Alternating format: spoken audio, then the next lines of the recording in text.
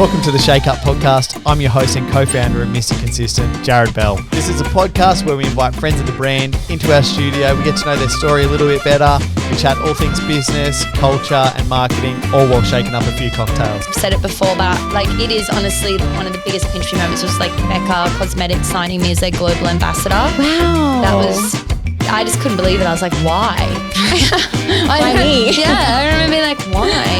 That's so many, and I was cool, thinking though. of all these other people in my head that would have been better for the role. And you seem very humble. Hello, guys, and welcome back to the Shake Up Podcast. It is Sarah, and today we have a very special guest with us. Emma, would you like to introduce yourself? Hi, everyone. I am Emma Chen. I have a brand called Emma Chen Artistry. I am a Brisbane-based hair and makeup artist, but I'll travel anywhere and everywhere, no matter where the booking. And yeah, I'm really excited to be here on the Shake It Up podcast. Love it. Thank you so much for joining us. We are very excited to have you on, and I'm excited to be sipping on a cocktail with you. I've drank half and of having mine. a good You chat. need to catch up. I know. I really been holding do. off. Lucky I had lunch before. It's delicious.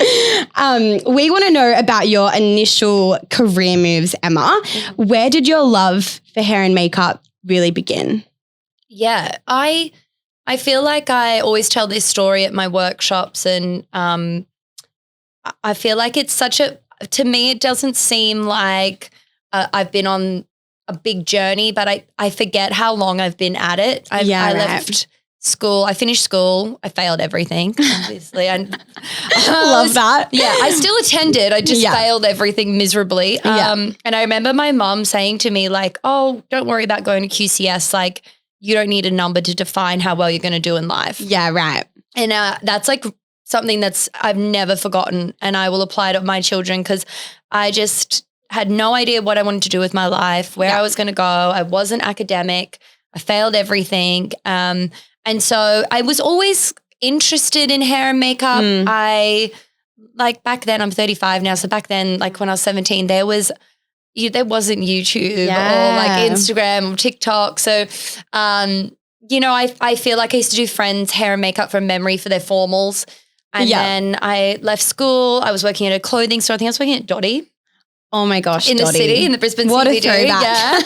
And I was working at Dotty, and I was like, well, this is it for me. Like, I'm never going to go to uni or TAFE. And Mum was like, what about hairdressing? Like, you've always been kind of good at it. And I was like, oh, I don't know if I'll like pass the academic side of it. Like, right. Like the theory might be way too hard for me. And so she actually enrolled me because she was fearful that I would just continue to just work retail and not pursue anything else that I was good at. So I did hairdressing, hated it, did that for many, many years. And then I honestly fell into hair and makeup styling. I never thought this is where I would end up, but it evolved into this. Right, okay. So Did you learn much of like the hairstyling at TAFE or whatever? You do like a module, but it's not really like, I don't remember doing up styling. Like there's perming and there's all these things that you rarely use that you have to pass. Yeah. But styling, not so much. I think I always used to do like little, in the 90s, like I do little quirky like twist updos. Remember all the twists and the butterfly clips. And cute. I was always kind of pretty expressive with my hairstyling because I've got no hair. So like it smells bleach and it snaps off. Yeah. So I couldn't be one of those hairdressers that I've rarely changed my hair color throughout the years. Okay. So I think styling was my way of expressing myself. Yeah. And so I think I've always had a love for it.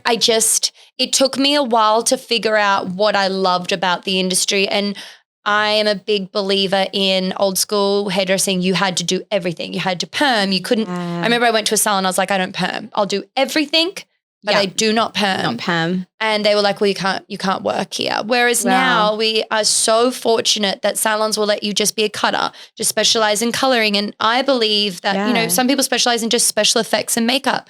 I believe that if you have a love or a skill and you want to hone in on it, you don't have to be good at everything to do with hairdressing or makeup or what have you. It's good to have the knowledge, but I'm so grateful that I was able to find where I sat in the industry. Yeah, cool. Yeah. So you went to TAFE, you did your hairdressing, and then you fell into makeup and styling. Yes. What did you do? Were you working full-time elsewhere or like what were you doing in that time?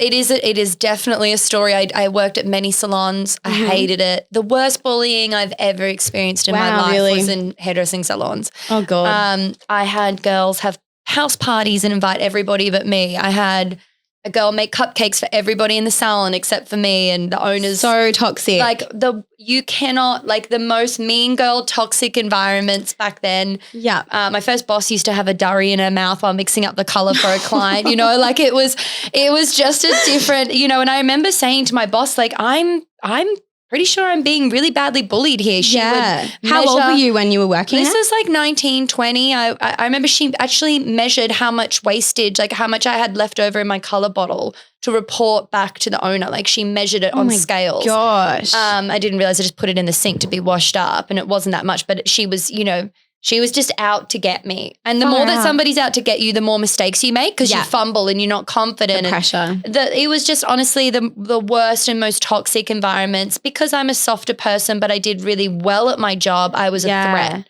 Yeah. Okay. And I remember I came into this one salon and I was selling tons of retail. I'd come from a big shopping center.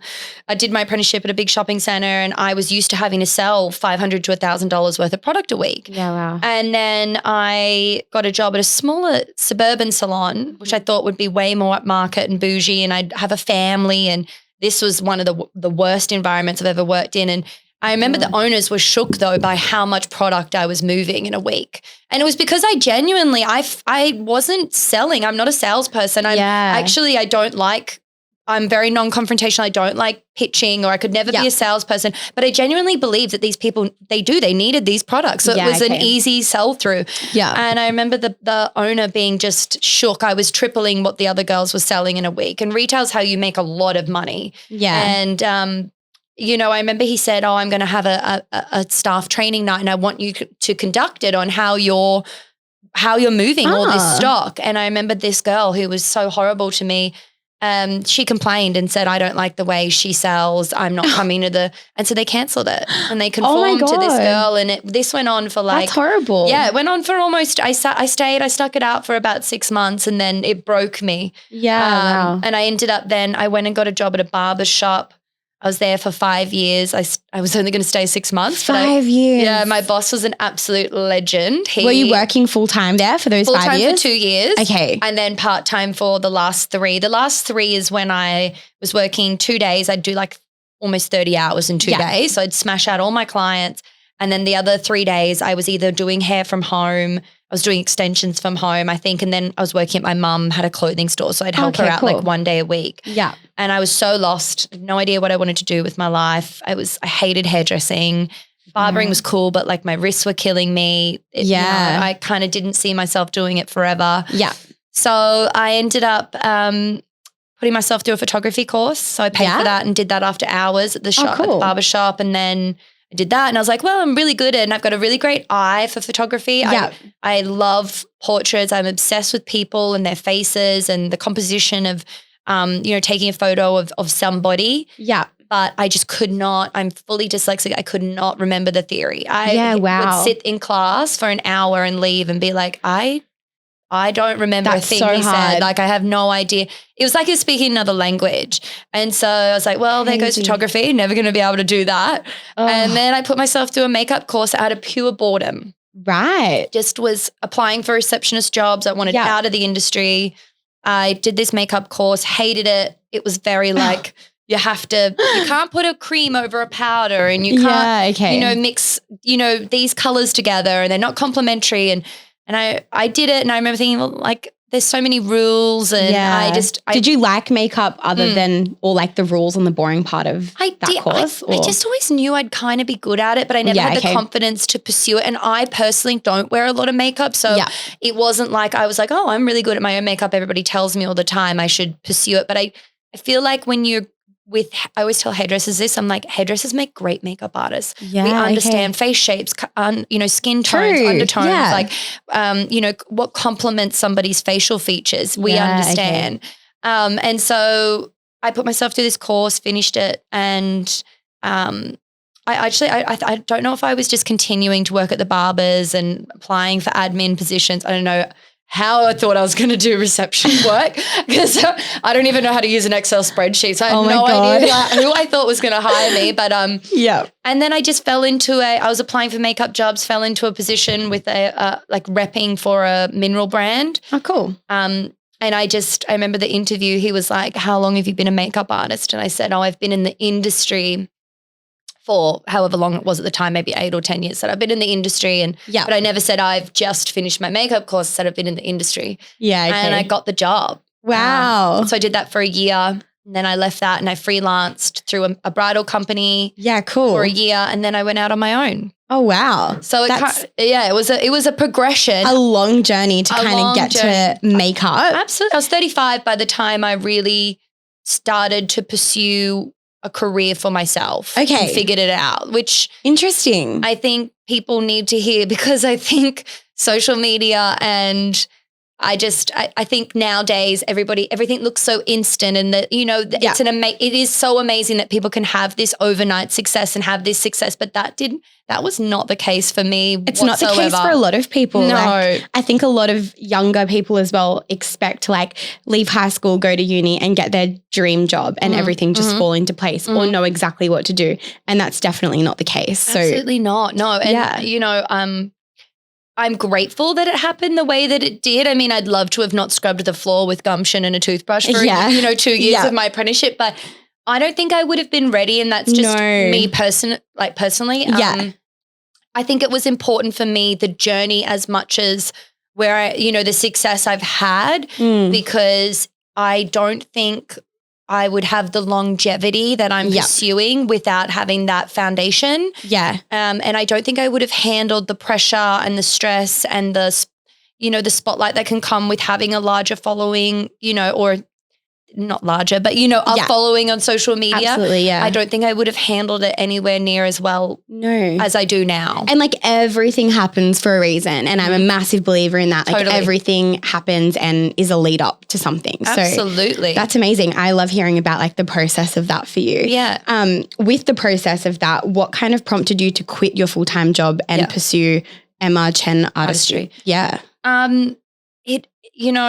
It was probably the hardest thing I've ever done in my life. Really? Because I'm such a responsible person when it comes to money and finances. And, I was always so fearful of going out on my own and failing. Yeah. To the point where I hindered going out earlier than what I should have. Like I didn't pursue it because I was so scared. And even now I catch myself, I'm in the second phase of my career, I feel like, and even now I'm having those same feelings I had when I first pursued my own, my own name and going out and not having money from someone else or not freelancing for other companies. Yeah. But it kind of progressed as in when I stopped repping, I lost my full-time income and I started freelancing for a bridal company. And so how that worked is they take the bookings. The person doesn't know they're getting you. They just know they're getting someone from that company. Right. So, but the commission they take is absurd. Oh, really? And to the point where it was my product, my insurance, my everything. They were just bringing the bookings in. It was an absurd amount of commission. I look back and I can't believe I survived. But it was another really horrible, toxic environment. And I feel like it was because the owner liked me and saw myself in her. So she was harder on me and she would, because I was a softer person and back then I wasn't as strong as what I am now. I got manipulated into taking bookings I didn't feel comfortable taking or people weren't, if I remember I said, I'm not doing that wedding. That lady was, she was almost bullying and the mother of the bride was a psycho, like beyond I can't even imagine working so in much so bridal. that the apprentice actually went out to the owner and said, you need to go in there. This is absurd. And God. I wrote, the boss an email and was like, I'm a freelancer. Like I have the right to turn away somebody if they're disrespectful. And for sure. The problem is the bride loved me and the bride wanted me, but the mother of the bride wanted the bride to do something completely different to what she wanted. And so it was I was in this weird middleman position. Yeah. And she refused to let me not take the booking. And I said, give her the money back for the trial, even though she's happy. And the bride apparently cried when they said she couldn't have me. But I did it. And I honestly was physically sick the morning of the wedding. It was awful. God. And there's no other word for it. It was downright bullying. Yeah. And I look back and I worked for this company for a year, but if I had not have worked for her, there is absolutely no way that I would have Emma Chen Artistry. Yeah. Because she pushed me to the point where I had no other option but to leave because of the way I was treated and to pursue something of my own. And so I ended up, it got to the point where I was like, listen, I can't work for you. Here's my notice. Yeah. And I was working for her, I do my trials during the week and then I do like 2 to 3 weddings a weekend. So it was enough to kind of skate by. Yeah. And I was trying to build my own clientele, which was so hard. I had no following. I think I had Instagram then, but I didn't use it as, I had like 300 followers or something. Right. Yeah. And so then when I put in my notice, I'd booked 2 weddings privately and that was it. And I had no other work, no other income. Gosh. And so I was like, well, I'm not getting a full-time job. This is my last chance. I was 30. I was like, this is my last chance before, I probably need to have kids at some point or buy a house or. Yeah. And so I went out on my own and I did bridal expos. I did 3 to 4 test shoots a week, which is where you don't get paid and you just collab with other artists. Okay. Yeah. My God, a lot of those were a big waste of time. But again, it's all getting you to where you need to be. Absolutely, yeah. I worked as a teacher's aide at schools during the week, a relief teacher's aide. I put myself through an online course of that. Interesting. And I scrubbed dishes at my brother-in-law's kitchen and packed meals with him. So that I could have the flexibility that if a shoot, even though I wasn't doing any, I was doing test shoots, but if a shoot or a wedding or something came up last minute or a special occasion, you could do I had the availability. And that's the hardest part about starting out is that gray area or that in between where you are working full time but trying to pursue your own thing. Yeah. And just taking that leap of faith. And I remember I went and saw a healer and she was like, you've got to take a leap of faith. Yeah. Like you've just got to, because if you have a reserve the whole time, you're never going to put everything into it. And that's my biggest thing is like, you got to put everything into it and have it's good to have backup plans. And I've had a backup plan my whole life. But the minute I let go of that was the minute my business took off. I've heard that so many times as well. Like I haven't heard one person have a success out of like not taking a risk or a leap of faith. Like you have to really put yourself into that and be a risk taker, even though it's terrifying and there's so much fear behind it. But like so much amazing things come out of that, which is so cool. I think too, like failing is not an option as in financially it wasn't an option for me. I would feel like I'm very hard on myself. I'm harder than any other person could be. Yeah. And so for me, the embarrassment and the shame that I was feeling if I failed far outweighed the risk of, like that for me, that was way worse. Having to go back and get a full-time job because I couldn't get it to work was worse than anything else. Yeah. And so I'm so glad I did it. And for sure. I feel like now moving into I'm moving into a new chapter of my career. I'm having those same feelings and it's like that little voice you've got to fight all the time. It doesn't matter where you are in your career or your business. I still feel like I remember thinking, once I get like 10,000 followers and I've got like regular bookings, I'll be content. Like I'll be happy. And how many followers do you have now just for everyone listening at home? 300 I lost a few promoting all the floods this week, but see you later. Oh gosh. As soon as I post any real world problems, they're gone. But you know what? Dead weight, didn't want them anyway. Yeah, far out. But I think I've got about 327, the girls are telling me. Wow. Yeah, 327. So 327,000. Just to reiterate. And see, I'm even still like, that's not, I just remember thinking like 10,000, I'll be so content. Like that's a great number and I'll have a business and I'll be earning money for myself, not working for someone else. And it's so true. It does not matter what number I get to. I'm not anymore. I do not care. It's great. Yes. The followers, that is all great. And to feel appreciated is great, but it is changing so much, the platform. Absolutely. It is a constant form of anxiety for me, social media. And it is something that I am forever thinking about and having to work on and adapt and, you know, and I never sit there and think, oh, I'm good. I've got like, I'm thinking, you know, do I post about the flood and lose followers or do I and stay true to who I am or do I? So hard. You know, it's never, I've never felt comfortable like I thought I would. Yeah. You know. And people are so sensitive these days as well. It's so hard. Like I'm the social media specialist here at Mr. Consistent and like just have to be so mindful of what you're posting. But I wish it wasn't like that. I wish you could just be like true and authentic and real, and people are, and that's amazing. But as soon as you do that, you're upsetting somebody. Oh, absolutely. No matter what you do, you're going to upset someone. You're going to lose followers. You might gain some followers, but like it's at the end of the day. It's a double-edged sword, I always say. Like exactly. I'm so grateful for it and it changed my life, but I'm also very aware of, you know, like on the weekend, I deleted Instagram for the weekend because I was like, I've got to get off it, you know, like there's got to be it doesn't matter how many followers you have. It's still the same pressure, the same, you know, feelings like you have these highs and you make all this beautiful content and then it flops and then the lows and, you know, I don't care what anybody says. They can bullshit all they like. No matter what your number of followers are, we all feel the same pressure. Absolutely. And the same highs and lows and the same, you know, wins and losses. And, you know, I'm very honest about that. And I'm honest about I was getting just as many bookings on 10,000 followers as what I am at 327. Interesting. 100%. Just different work. Okay. But still just as busy, earning just as good of money. Yeah. Opportunities are obviously greater now and the exposure and what have you. And my career has definitely evolved 100%. But I had a great, amazing business that made great money at 10,000 followers. Yeah, right. So, you know, when people say that, I'm like, some of my favorite makeup artists don't even have Instagram. The old school incredible makeup artists don't even have it. And they're killing it. Like, do you feel Instagram really helped you kind of take that leap and pursue your own business? Well, I didn't have any followers when I went out on my own. Yeah, I wasn't allowed to post any work that I had done from the freelancing for the other company. She was pretty onto it about that.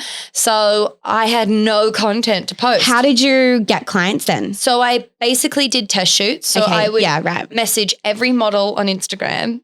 I'd love to go back and read those messages now. Oh my gosh. Any models that I could find, any pretty girls in my area, I would reach out to them and be like, hey, or photographers, you want to collab, want to do, most of them didn't reply. Like I would say 80 to 90% because I was a nobody. Wow, yeah. I started doing videos on myself. That was like one of the things, my niece found them on YouTube and my God, it made my skin crawl. They're so embarrassing.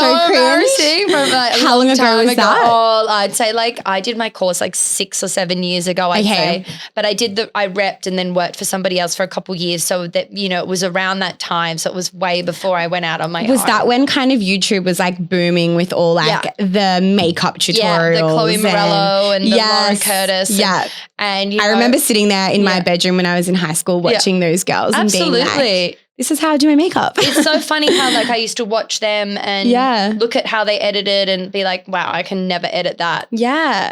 And then working with them and like I just shot Lauren's brand, you know, and I was like, crazy. Wow, that's crazy. Like 5-6 years ago, I was watching your YouTube thing. I wish I was, you know, at that level.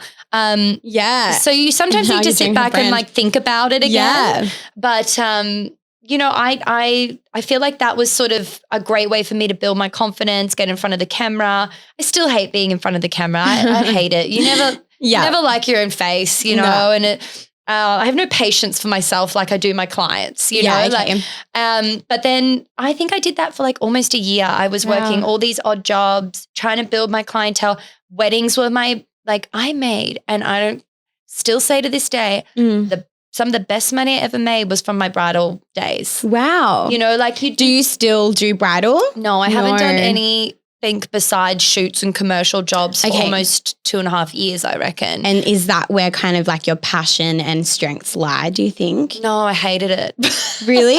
Wait, you hated bridal or you hate No, I hated bridal. Oh, really? Yeah, I mean, I'm being brutally honest. I mean, you know what? In the last year of doing brides, when I made the call and I was like, I can't keep working shoots during the week and then doing brides all weekend. It is killing me. It'd be draining. It was honestly, I was working 6 to 7 days a week. I was doing all my own Far admin. out. Brides call a lot. They email a lot. Crazy. And just being on set during the day, you know, and then going and doing brides, you know, emailing them at nighttime. It was just getting way too much. Yeah. And so I remember I sat down one night and I was like, that's it. I'm not taking any more bridal bookings, and I'm going to back myself again that I'm going to get enough shoots. Some weeks I'd get 1 or 2 shoots. Other weeks I'd get 4. I'm just going to back myself that I'm going to get enough work. And when I made that call, I was booked for an entire year. So I stopped taking brides, and then I had to work an entire year's worth of weddings to finish up all of the bookings that I had. I mean, I could have said to them, we haven't done a trial, I'm not doing your wedding, but I wanted to do the right thing. Oh my gosh. But the last year I actually enjoyed because I didn't feel as much pressure. Yeah. You know, like, is that because you weren't taking on new brides? So, and you knew that it was kind of there. Coming to an end. Coming to the end, yeah. That last year, I really started to that was when I was getting a lot of traction with shoots, and I started to book brides who were booking me for me and my style and what my strengths were. And so they were bringing me my own reference photos, and they were bringing me, you know, images of my own work. And so I remember that last year, I really attracted a clientele with a similar personality to me because I was showing myself more on socials, and I actually really started to enjoy that last year. So it was really sad for it to end, but at the same time, the money you make from brides a lot of the time is more than you'll make on a shoot for a full day. Wow. So, you know, when people say to me, I really want to get into shoots, I'm like, you need to understand, like, it's incredible. It is high pressure, hard work. Your kit is way more extensive that you have to own and maintain than a bride, because the looks are so diverse and the briefs can be, you know, anything from, like, you could be doing a Disney theme and then the next day you're doing like Hollywood glam, or the next day you're doing like something in LA, and, like, you know, it's like the Kylie Jenner, or like you need so much product. And so I always say that to people, like, don't disregard people who just do weddings and special occasions. Like, that was when I was making incredible money. Yeah. And I used to do it from the comfort of my own home a lot of the time. That's amazing. I mean, what I found difficult was I am not a bridal person myself. I don't fantasize about weddings, getting married, you know, or, like, you know, having the big wedding was never my thing. Yeah, okay. And so, I just think when they'd be stressing about, like, one flower being the wrong color in their bouquet, I'd be like, oh my God. Like, get over it. Get over it. You've got a bottle of Verve next to you. Just drink that. Like, what are you worrying about? Yeah. You know, like, I just couldn't relate. Yeah. And hard to be kind of like empathetic in that way. Yeah, exactly. And so I think in the end I was like, I think it's in everybody's best interest that I stop taking bridal bookings. Yeah. But yeah, I'm forever grateful. And you know what? One day I'm going to be a washed up Instagram makeup artist, and I'll have to start taking, you know, public bookings and weddings and special occasions again. And I fully welcome that day. Yeah. Yeah. Oh, exciting. Very interesting journey. And like, I feel like it's a very long journey, but one that has definitely paid off. Is there something you would tell your younger self as you would start to embark on this whole journey? Yeah. Oh my gosh, I would tell myself so many things. So many things. My gosh, yeah. You know, people say I wouldn't change a thing. I'm not sure about that. I'm not sure. I think I'd change a few things along the way. For me, the biggest thing has been not so much like my craft or what I'm doing in particular, as in hair and makeup or where I'm at. It would be more, you know, I took so much shit, like I did in my younger years. I was such a timid, you know, soft person. And is that just your personality in general? And I was always a late bloomer. Like, I was always me at 18, I look like a 15-year-old. Okay. You know, and I just wasn't assertive. I didn't back myself. I had no confidence in my own ability. And, you know, I still have all those same thoughts. I do makeups, and the whole time I wish you could hear what I'm thinking out loud. It would be honestly a great TikTok, because it is. You should do a TikTok like that. I know. You said you want to get more on TikTok. I do. You should do that. I need to do that. Yeah, what's so going on relatable. in your head? Oh, yeah, I need to write it down as they come to my head in the next makeup. But absolutely, you know, I remember, like, one of the first jobs I ever had at 15. I sat out. I've never forgotten this. I got there 45 minutes early because I was so excited. I sat out the front on the bench because the big garage door was down at the shopping centre, and I was like, I don't know how else to get in. All the lights are out. I'll just wait. And then I remembered, like, we didn't have mobile phones back then. So I remember sitting there and being like, gee, it's like 10 to 9 and nobody's, like, got the lights on and the door's not. And then at 9 o'clock, they opened the doors and I went in and I said, oh, hi, I'm Emma. Like, I'm starting to teach. She's like, where have you been?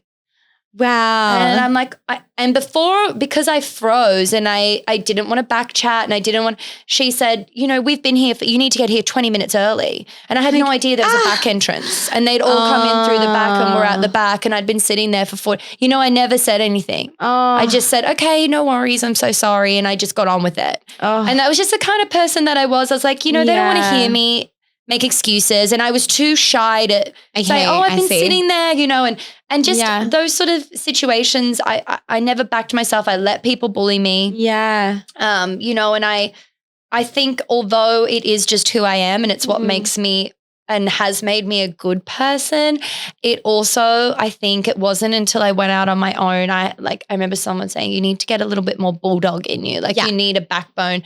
And it wasn't until my 30s that I was like, in the last 5 years, I am so proud of how I stand up for myself, how much more assertive I am, how much more I back myself. I say what I'm thinking rather than getting in my car and driving home and getting, thinking about it and being like, actually, should have said this. I should have stood myself. That isn't okay, or I'm not happy about that. And I still struggle with it. It's probably my biggest thing that I struggle with in life is not speaking and saying what I want and just pleasing other people. But I feel like that kind of thing, it either comes naturally or it doesn't. It's the person you are. Yeah. And I say that to him, I would love to change. I will make up the biggest lie and excuse to not offend someone or tell them the truth that I don't want to do something. I'm so opposite to that. Because I don't want to offend them. And I hate it. But and as I'm doing it, I'm like, what are you doing? Yeah. Why are you making you're this? fully aware of what's going on. But I just don't have to. Yeah. And I've gotten better at it. But I always say to him, it is the thing that I wish I could change and I wish I could go back and tell myself.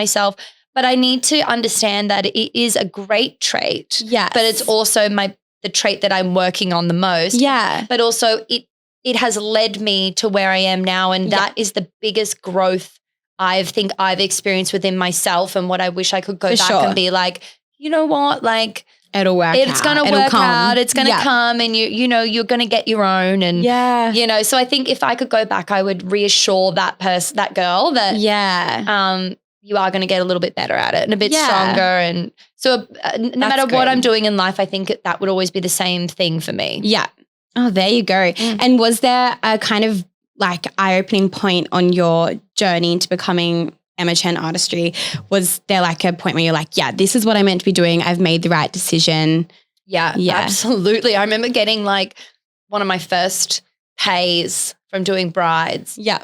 I did a couple weddings and I got the pay direct. I didn't have to give I'm talking over half commission I had to give to this person. Yeah. That's insane. And it was all my own product, all my own insurances. It's not even worth it. But I was just desperate for experience and I don't regret it, even though it was so horrible.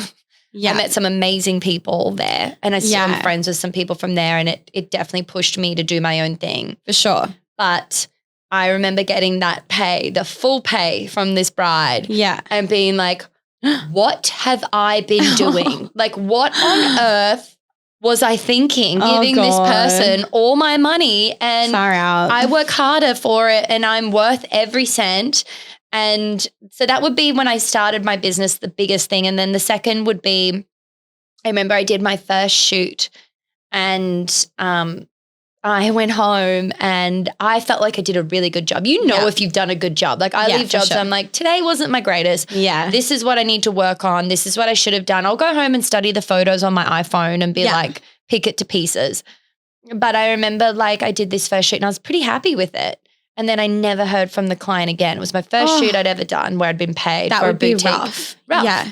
And then a month later, I got this email out of the blue and they're like, we're so sorry. We loved your work, but we had another makeup artist booked each week for the last month. So now we've had some dates open up. We'd love to book you. And that for me was I've still never forgotten that feeling. Yeah. And then that's how things slowly progressed for me. Another boutique saw me and then they booked me and then things just progressed really organically from there. But I would say I worked for a year doing test shoots during the week, weddings on weekends for a good year before I made enough money to live off it. And I was putting 50% back into the business, whether it was stocking my kit, buying things, it's such an expensive business to maintain makeup. For sure. more than hair. So I remember the first year everything went back, whether it was building a website or getting business cards. You had to do all those things back then. Do you need to replace your makeup regularly? Absolutely, it expires. So like a lot of your creams and skincare, you know, some of them are actives as well, so they will expire. So you got to turn them over. A lot of powders have an infinite shelf life, so they don't go off, but especially now with like a pandemic. Yeah. It is like I scrub in for surgery, literally doing makeup these days, and just maintaining your kit is, you know, now if there's more than 2 models on set, I have to have an assistant. Wow. Because I won't sleep at night if I don't know exactly how that brush was cleaned. Or if I don't see, you know, like it's just, it is, you know, that's one of my biggest things is super like cautious. Being really cautious and just maintaining a really great hygienic kit and just making sure everything's turned over. And so I actually have as my terms and conditions that if it's more than 2 models, there has to be an assistant on set. Yeah, wow. Okay. Just for everybody's sake. Yeah, for sure. Was there a big pinch me moment? Like what has been your number one thing where you're like, oh my God? I know I've said it before, but like it is honestly one of the biggest pinch me moments was like Becca Cosmetics signing me as their global ambassador. Wow.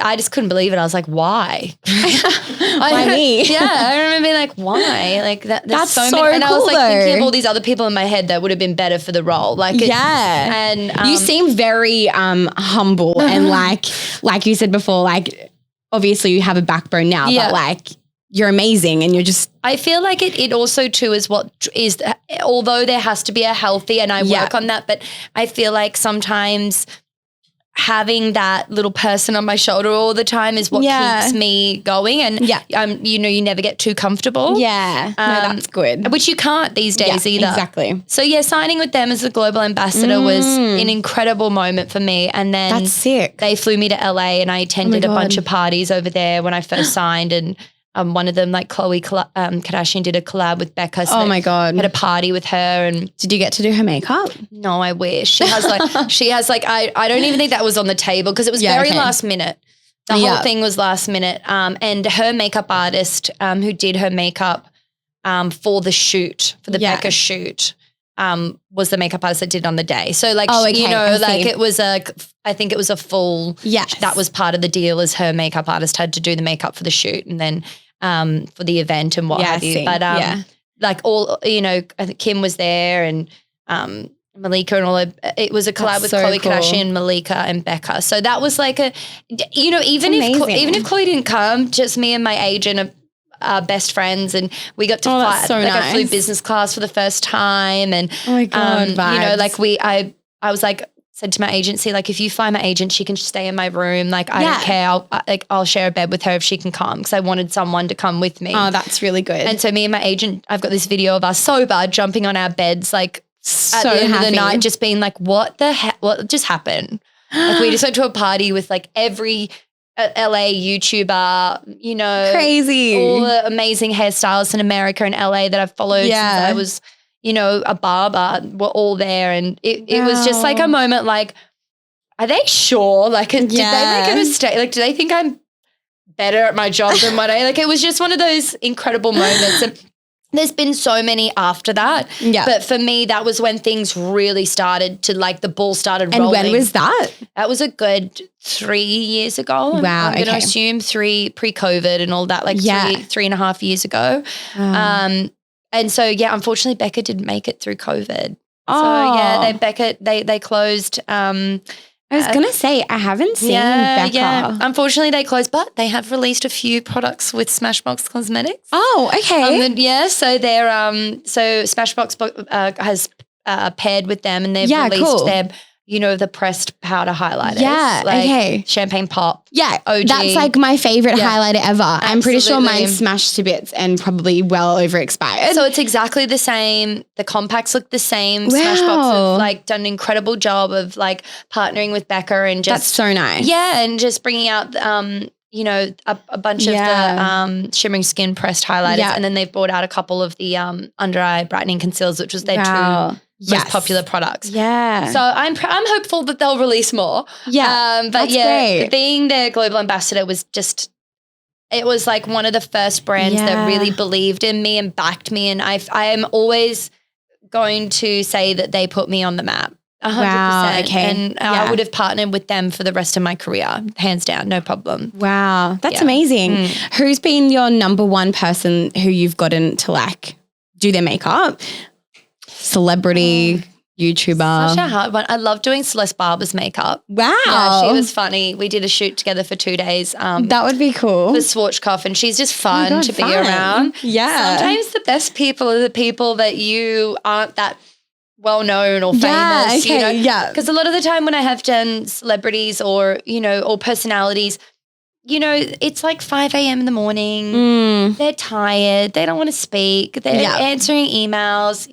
Unless you do their makeup multiple times, it is hard to sometimes form that relationship. And I feel like in Queensland, we don't get as many opportunities to work with big personalities like you do in Sydney or Melbourne. Yes, for sure. So if I moved to Sydney or Melbourne, it would definitely be like a lot of my friends just do, a lot of the amazing wags, makeup, every morning and fun. All the big personalities. But here, not so much. But I would say, yes, Celeste was really fun. I really enjoyed doing her makeup.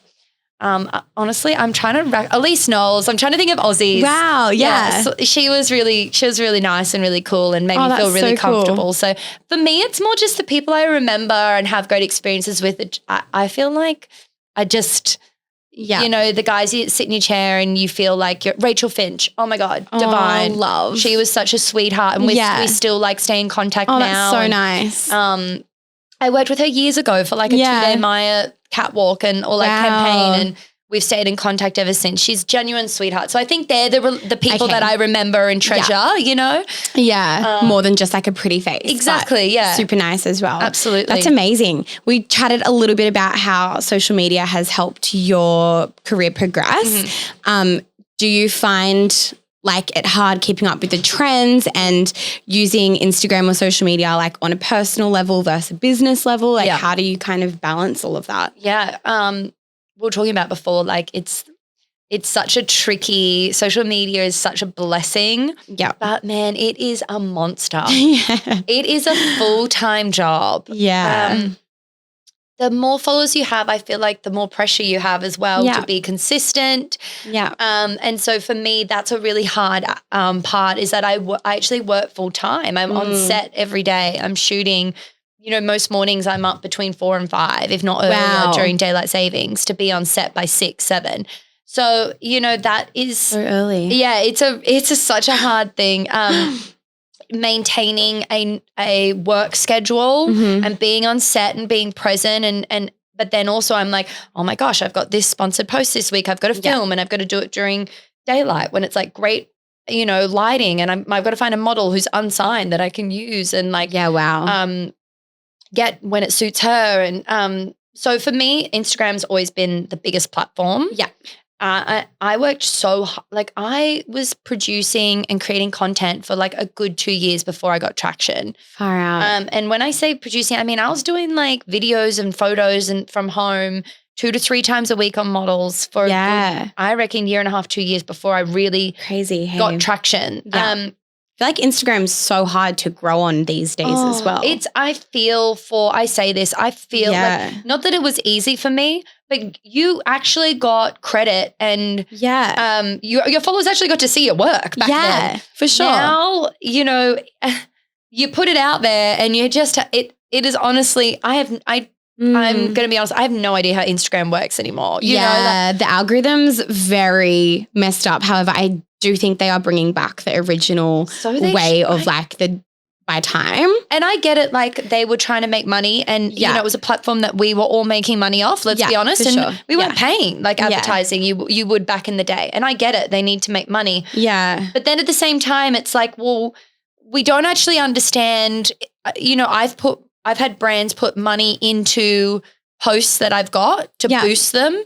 And I had a brand put almost 10 grand behind one video and I didn't gain any more followers than I would normally. And insane. I don't think it went viral like it should have for that much coin behind a post. So that was really interesting to me because I just remember thinking like, imagine if I put 10 grand behind a video and then it just didn't do anything. And things could go viral back then. They do not now. Now it's TikTok. Well, this is the thing. So Instagram, the last 6 months, I've had a lot of changes and I've I really was enjoying having a bit of a life again. And I took a little bit of a step back from posting my personal life. Yeah. And so is your Instagram page mainly just like business? Do you have a separate personal page? I don't have a personal page because I'm a PR nightmare. I get drunk and send videos that I meant to send to friends and put them on my public story. Yeah. I'm an absolute nightmare with social media.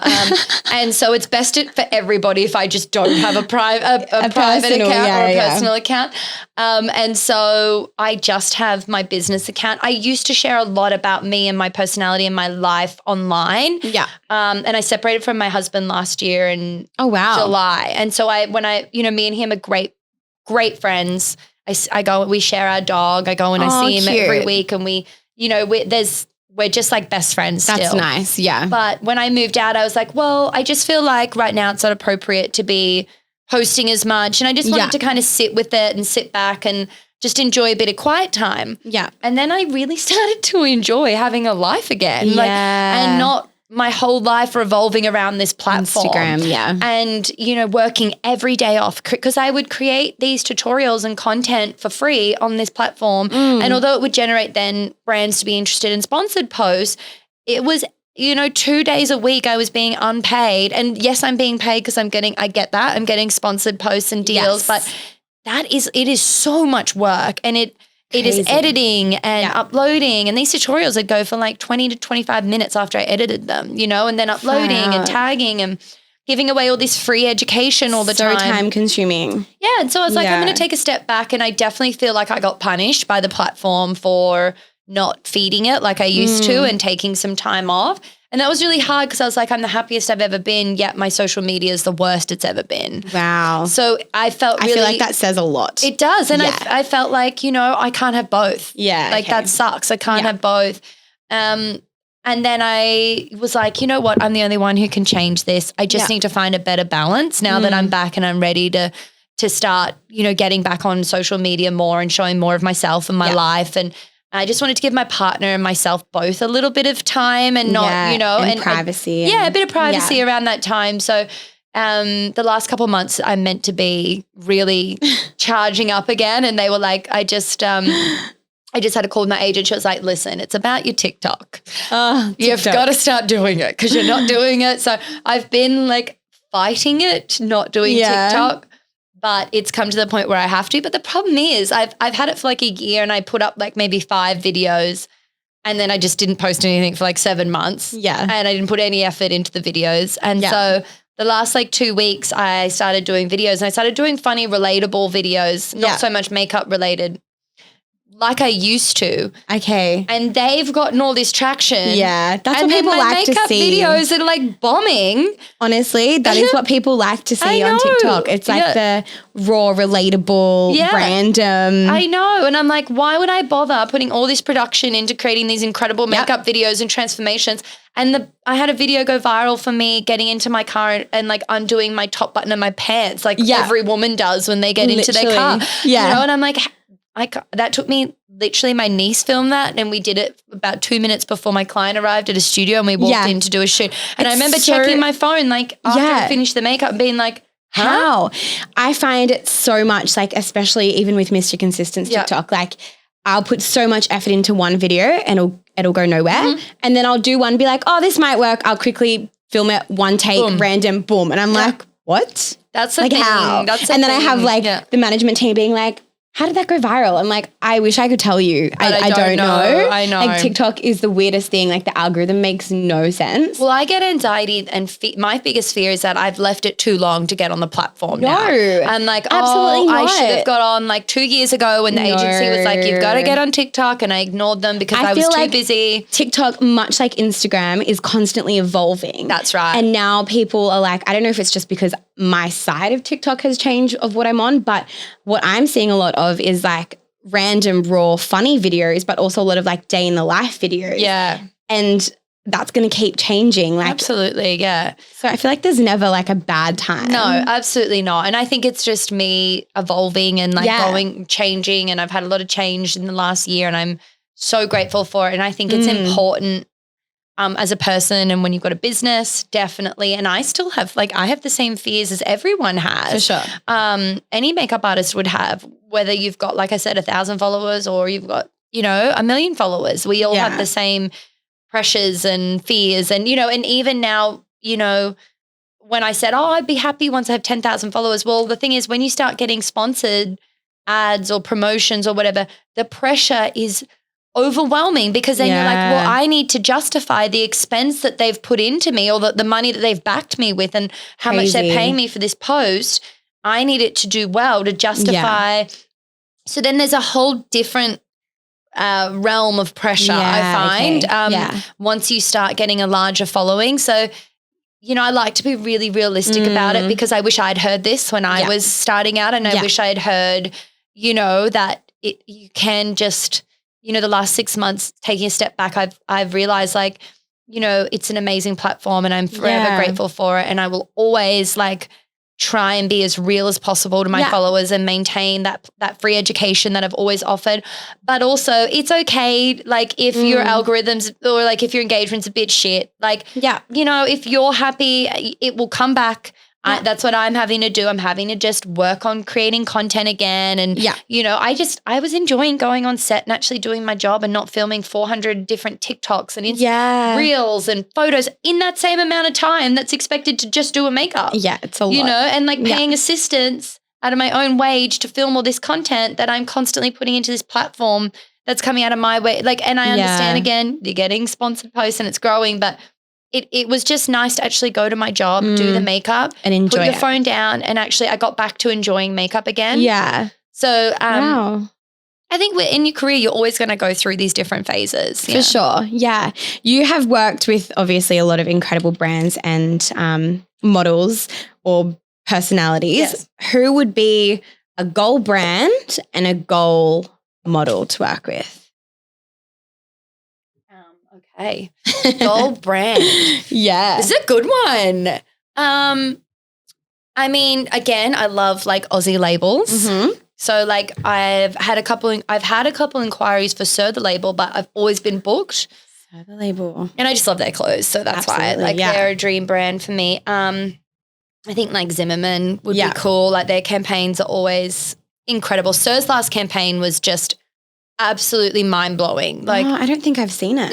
I'm pretty sure they did a shoot and it was like a movie. It was just insane. I think that's why I've noticed a lot of fashion label campaigns like that they're coming out with now are more on that, like, cinematic level, and they're insane. Insane. Like, so incredible. That for me was like, watching that, I was like, wow, like, would I ever be a part of something like that?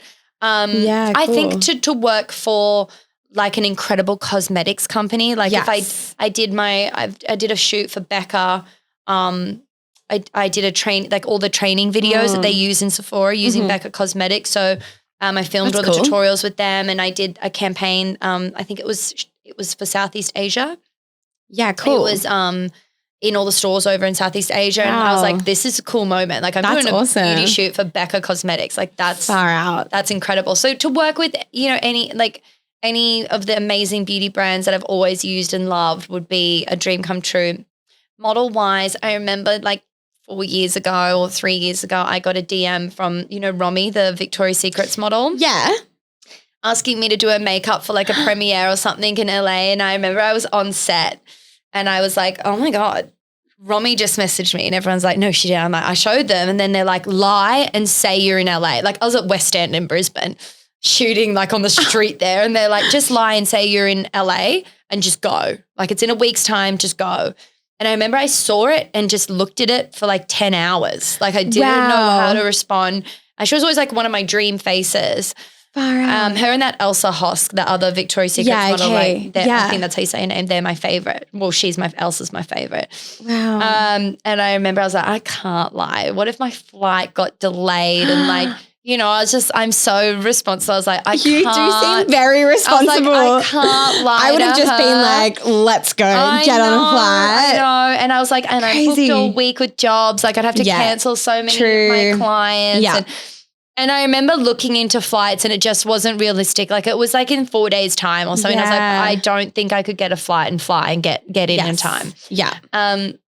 So I'd love the opportunity to go back over at some stage. I mean, I could be over there now, but I at the moment, I'm so happy just being in Brizzy. Yeah. Like I'm not in any hurry to go back to the States at this. I will.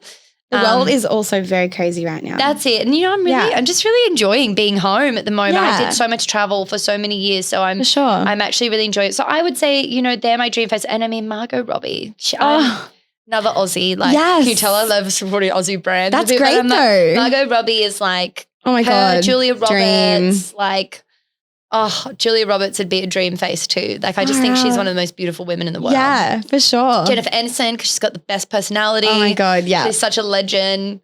I think that's what I gravitate towards is like, girls can be beautiful, but I think I go towards like their personality, their energy, that's what attracts me and makes me see how beautiful they are. Oh, that's nice. Whereas I've met some incredibly beautiful women, I'm like, you're kind of mean. Like, and they don't seem as pretty to you at the end. Exactly. You're not that nice. Hey. I mean, they do say beauty comes from the inside. It absolutely does. And you can tell, I reckon, with celebrities, they radiate something if they're a good person. You can tell. With anybody. Exactly. Not even just celebrities. Exactly. Like, when someone knows they're hot. Yeah. And they're a nasty person. That's right. But then if you get someone who's like, just like anyone else and so nice, I'm like, oh my God, you're the most beautiful, amazing person ever. Absolutely, yeah. So cool. You also do educational classes. Yes. What kind of prompted you to do this and take that step in your career and journey?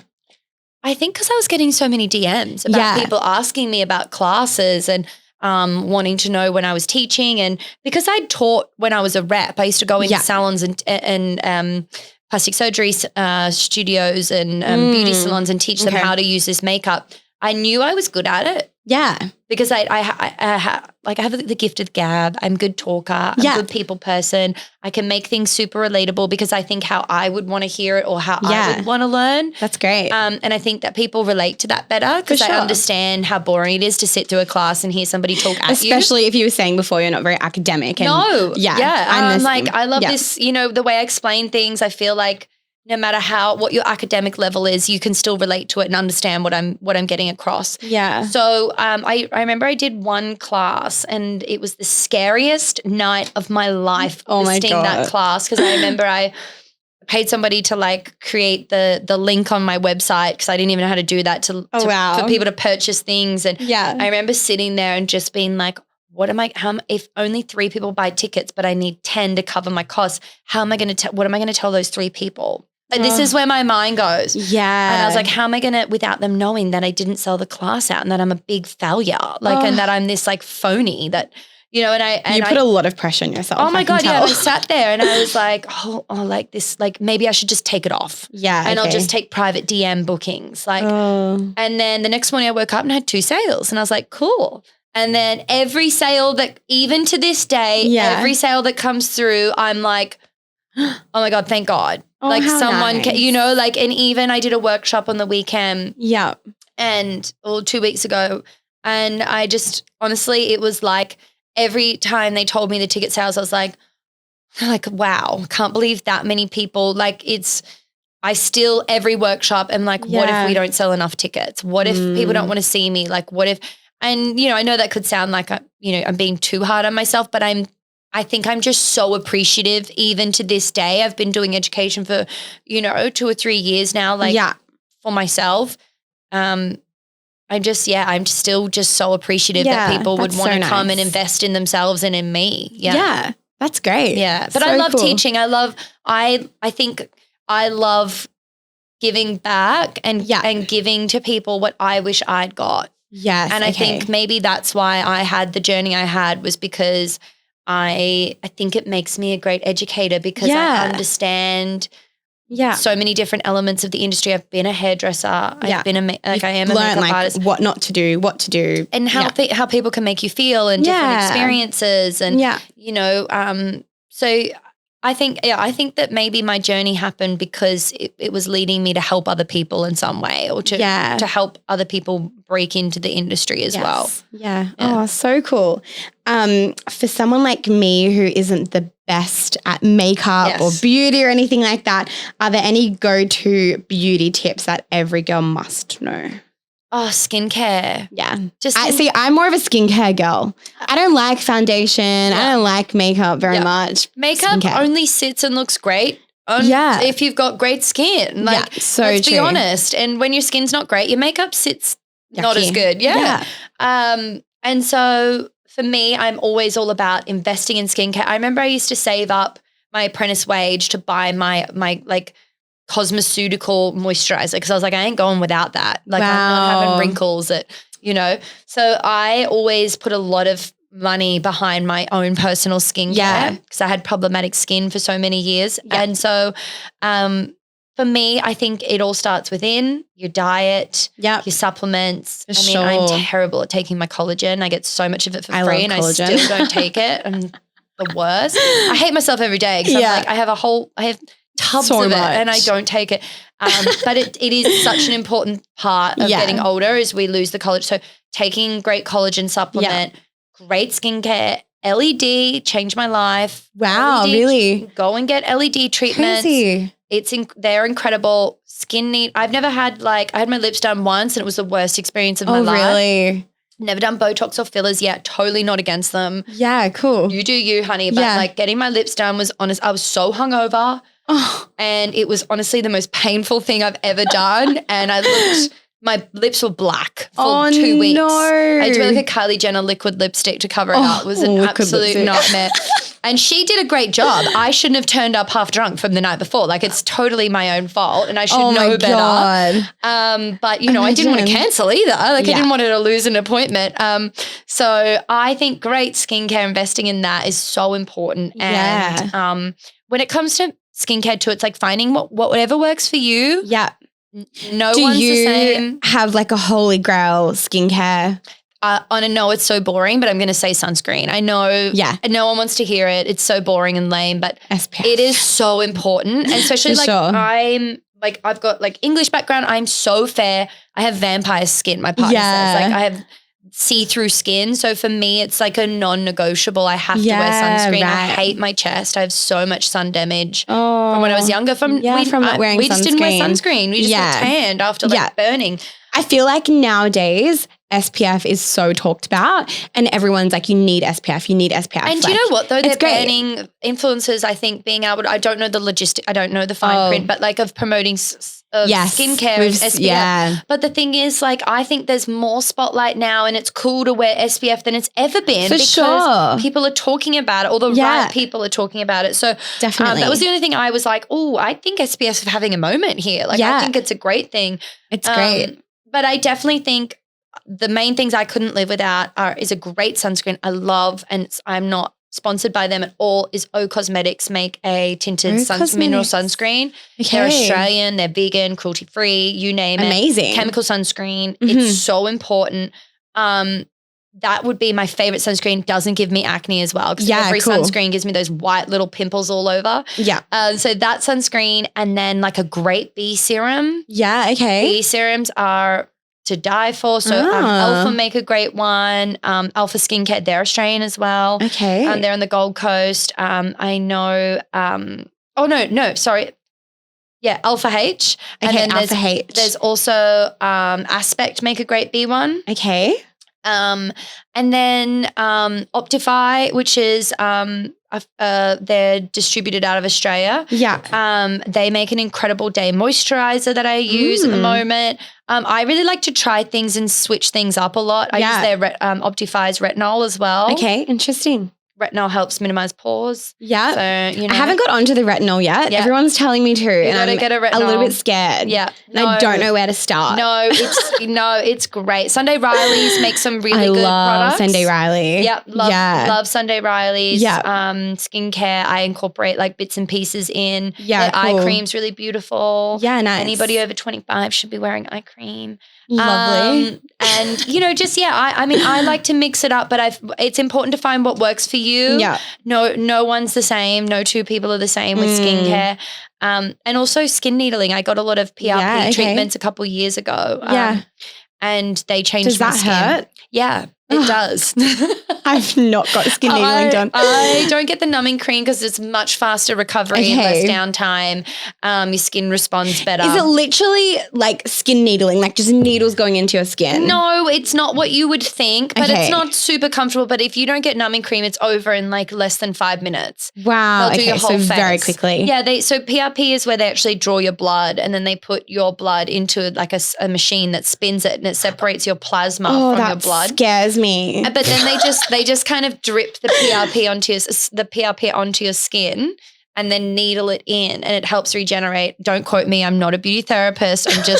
I'm just saying, I'm pretty sure it like renews, the cells and turns them over. And your skin kind of goes, oh my God, the needles kind of pierce the skin. Your skin goes, I need to regenerate and heal and create, and so then your skin kind of responds to it. Yeah. So I've seen photos of skin needling and it's like the blood on the surface of the skin. Yeah, so I've never had that before, but I think it depends on your therapist. Again, don't quote me. Every clinic is different. But I go to a place in Brizzy called Glow House and I've never had like hectic bleeding. Amazing. I've never had like track marks on my face like I've seen from other people. Yeah, that's what scares me. Yeah, no. Yeah, okay. So you just need to find a great therapist. Finding a great therapist is so important. But for me, skincare is always more important than the actual makeup itself. Makeup will sit so much better and will be so much easier. You could literally just get away with wearing a better concealer. If your skin's feeling great, you don't want to wear a lot of makeup. No. So SPF would be my ride or die. To answer your question, in short, SPF is definitely so important. Okay, good to know. Obviously, beauty trends come and go and we see waves of them. Is there a beauty trend that you are more than happy to leave behind? Oh, this is a tricky one because I always say like each to their own. If you love big bar lashes, honey, you wear those bar lashes. Like, I'm here for it. I admire the girls that can wear those bar lashes for like 8 hours. Beauty trends I'd like to see go. I feel like this is such a trick question because it could. I think overdrawing your eyebrows. Yeah. I am so here for a stripped back naked brow. Do you know I literally don't even fill in people's brows anymore. I'm just filling in like scars or I just literally brush them up. Amazing. I love a heavier eye and a stripped back brow. Heavy brows, dark brows make you look angry and they age you. Yeah. And it's so harsh on the face. Yeah. So I'm loving the whole like lamination vibe at the moment. Absolutely. Love it. And I just think like pick a feature. Yeah. Less is more. It's incredible how by stripping back certain parts of the face, like now I rarely use lipstick. Really? I couldn't even tell you the last time I used a lipstick. Oh. It's more just like do you just do like a little bit of lip liner? A little bit of lip liner that's and what I smudge it out and gloss. contour the lips and a little bit of, I've always been a gloss girl. Same. What's your go-to gloss? Oh, Fenty. They make the best glosses. I was going to buy that yesterday, actually. I went into Sephora and I love the Dior lip oil. Yeah. And I went to go buy it and they're sold out again. So I was like, oh, maybe I'll try Fenty. The Dior lip oil's having a moment because of TikTok. Yeah. So I bought Dior lip oil last year and loved it. Yeah. And I tried to like keep it as long as I could, but it just ran out. And every time I go into Sephora, I have a look and it's never there. Yeah. But then I was like, maybe I should just try the Fenty, but I wasn't sure. The lip oil is incredible, different products. The lip oil is probably more nourishing and like is going to condition your lips. And it's Dior, like that packaging and that bottle, I just feel rich carrying it. Yeah, like exactly. It instantly makes me feel better. I feel poor having it though. 'Cause I'm like, I did not just spend $50 or $60 on a lip gloss. Yeah, no, I love the Dior lip oil. The only thing I find though is that it can make my liner bleed a little bit more than the Fenty. Yeah, the Fenty's more of a natural color. What shade do you go in with Fenty? Do you just get like the normal gloss one? There's a cream, there's a pink cream version. Okay. So it doesn't have as much sparkle on it. And then there's also what's it called? Fenty Glow. Like I don't even know the name, but to be honest, you should see my kit. I don't even look at the names. Really? I just know the colors that I want. I'm going to go back into Sephora and try out the They Fenty. have the normal gloss and the like gloss bomb or whatever they're called. And then they have the new glosses, which are in the canister and they've got cream written on the front and they're a little bit less shimmery. Okay. And there's a pink one in that, maybe O2 it's called, and it's divine. Okay, beautiful. Yeah. I think that's what I found with the Fenty. The one I was going to get was very sparkly. Yeah. So she has I don't creams know if I too. love that. Yeah, she has creams too, which are beautiful. Yeah. So yeah, they would be. I know Bobbi Brown makes some incredible lip moisturizers, and their lipsticks as well are beautiful. Amazing. Yeah. Have you seen that trend on TikTok where the thin eyebrows are coming back in? No, they're not. No, I don't care. So shocking. I'm not. Everyone's doing it. So it's a filter on TikTok. Yes. And like you put your face on and it makes your eyebrows like literally pencil thin. Yeah. And I tried it on myself yesterday because everyone's like, oh my gosh, why do I look so good with thin eyebrows? And I was like, get that off my face. That's disgusting. I am never doing that. Do you know what's Hope going it to bring doesn't it come back in? Like I think even it's like going to really guarantee this new trend is the Pamela Anderson and Tommy Lee doco. Yes. Because she looks so freaking good with thin eyebrows. There's only one person who should be wearing a thin brow, and it's Pamela Anderson from the 90s. She was, I think she was so freaking hot back then. Yeah, for sure. And you know what? If she sat in my chair with those thin eyebrows, I would not fill those brows in and I would let her rock them. Yeah. Because she looked so good with them. But yeah, I think Pamela Anderson's one of the only people who can really rock that thin brow. And yeah. They need to, we're not bringing it back. Absolutely. Here for it. Within the beauty industry, what is the one thing you would like to be remembered by? I think being kind. Oh, I love that. And I'm not just saying that, like I as I've, worked through the industry and got to where I am and having been slogging at it for so long, I am an outgoing person, but I'm actually, and a lot of my friends are like, no, I'm like, I am a little bit introverted. Like I'm definitely one of those people where I get anxious at events, but people would never know that or think that. I'm a bit the same as well. And sometimes I think, oh, did she think I was ignoring her? But I wasn't. I was just awkward. I didn't know whether she was saying hello because she recognized me or whether, and then I think, why is that person looking at me? Like, what did I do? And then I'm like, Emma, she probably just follows you. Like, what are you doing? Like, you're acting like an idiot. Yeah. And I think, and I'm one of those people where I'll leave and be like, someone will say, oh, hey, Emma, like I follow you. Nice to meet you. Like at a store the other day. And I just panicked. I acted like a mute. And I was like, oh, thanks. Like, and I just did all these weird hand gestures. And then I was like, she probably thinks like you're awful, like you're an awful person. She did it. So I think, for me, I'm like, I've met some of the people that I really looked up to and I'm so disappointed when I met them. Yeah. And I just would hope that, other people in the industry who I meet or people who follow me, that when they meet me, it's like, that I just like helping people if they want to do what I'm doing right now. And I hope that that's what, people take away from my career or whatever I've done is that, like that I don't know, I help them in some way or that's so nice. I think sometimes too, I'm always like, I've really got to reply to I always think when people send you a message on Instagram, like, and you don't reply, I'm like, it's not because I don't want to, it's just because I actually get really overwhelmed and I actually have to turn my phone because I get so overwhelmed and I would. Do you get a lot of DMs? A lot of DMs and a lot of DMs that would take a lot of time and I would love to, like, and I try, but it is like, it's hard. I'm on set all day and then I go home and I've got to wash my brushes and do my emails and I've got to create content and what have you. And I would want to give people a proper, the time that they deserve. Exactly. Yeah. Exactly. So I'm actually looking to hire someone to help me with the sheer volume of DMs because every day I'm like, I've really got to start getting better at because a lot of them are product questions as well, and that's not something I could answer. And I my fear is answering it and giving them the wrong advice and them going and spending $80 on a foundation when they say, "What's the best foundation for oily skin?" That's like a drop in the ocean. Yeah, I would hate to tell them a product and then they go and spend like a week's savings on it and they hate it. Yeah. So I think for me, sometimes I'm like, oh, I really need to sit down and reply to that properly or I don't want to give them the wrong advice. So that's something that I need to get better at is definitely not getting overwhelmed. And because, it is just me. I don't have any help with social media right now. I do everything on my own. I edit everything myself. I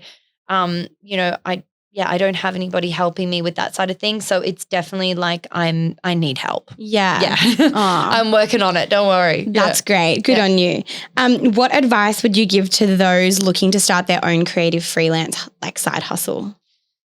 I would say, like just like you said, let the universe kind of, you can work super hard, you can put everything into it, but I feel like there's a journey or a path that's already written for you, and like it was with me. And I wish I'd trusted that process a little bit more. Trust the process. Yeah, you've got to. And I know it sounds super lame and everyone says it, but it is so true. And And also to like not to compare yourself. I still compare myself. Like we all do. It's human nature. They're a liar if they say they don't. You know, I don't care what anybody, or they're a complete narcissist and you don't want to be friends with them. Yeah.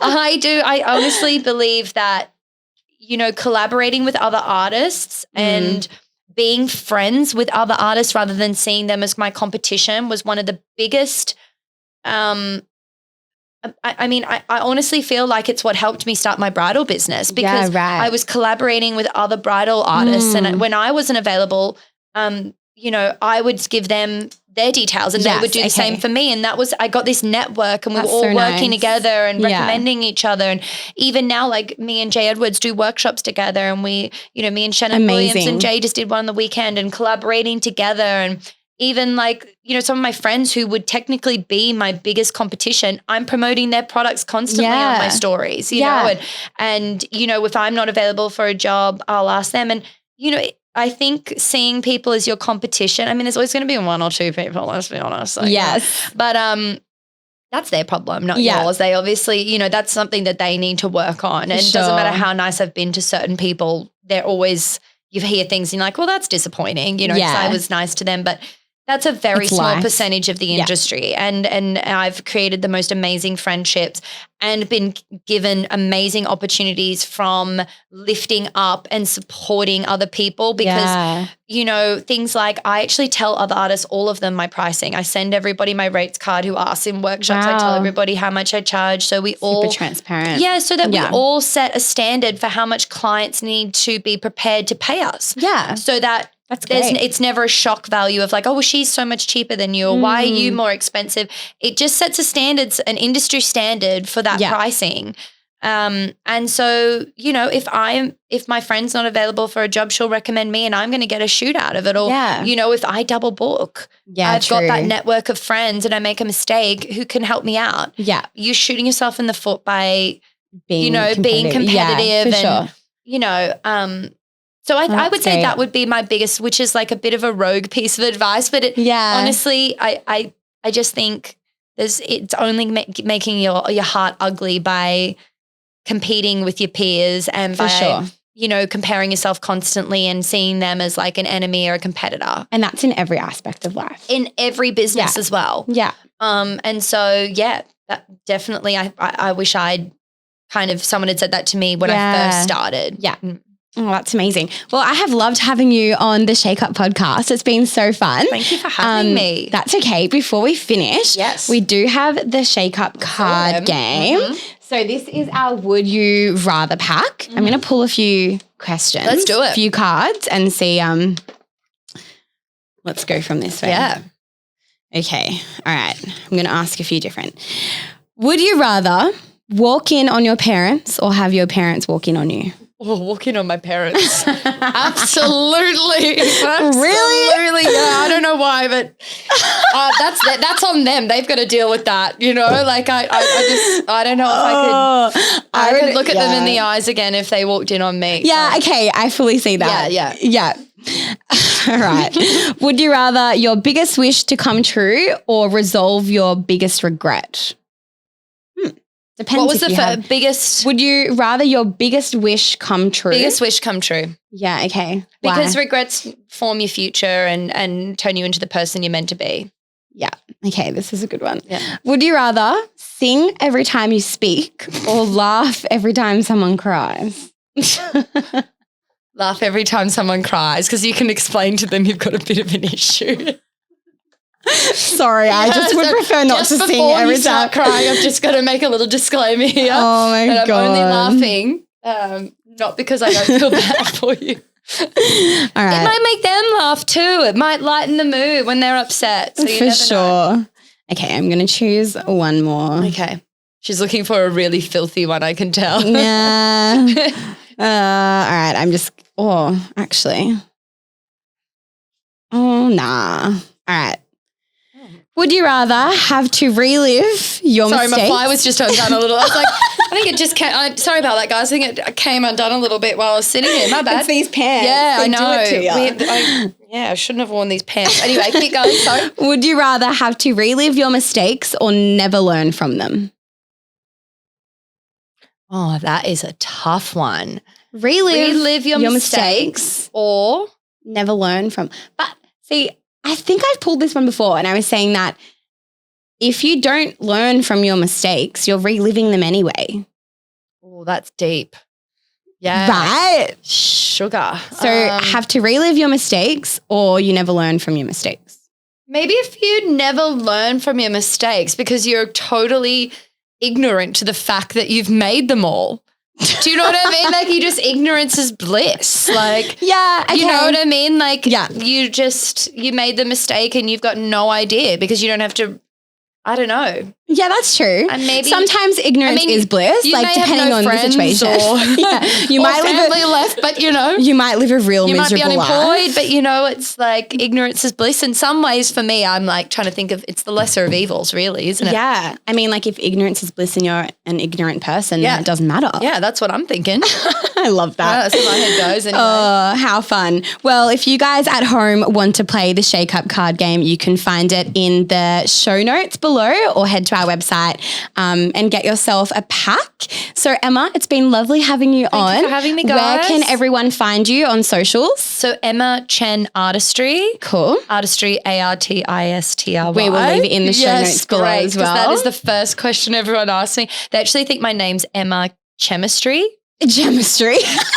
Everyone thinks it's chemistry. You should just own it. I know, but it's Emma Chen Artistry. Okay. And Beautiful. I think that's my TikTok too. Amazing. Yeah. Can't wait to see you on TikTok. Oh, yeah. Well, I'll be back in a couple of weeks. So I'm just having a couple of weeks off just because there's so much going on in the world right now. I want to see you do the thoughts while you're doing someone's. Oh, I've got some up my sleeve. Don't worry. You've got to do that. But yeah, I think it's a good idea to give it a break for now. Yeah, me too. And then I'll come back strong. solid. Yeah, love it. Well, thank you so much. It's been lovely having you on.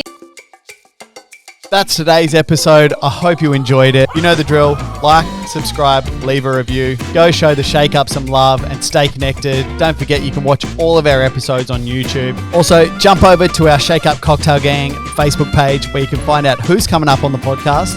And if you've got questions for them, I'll ask the bloody questions.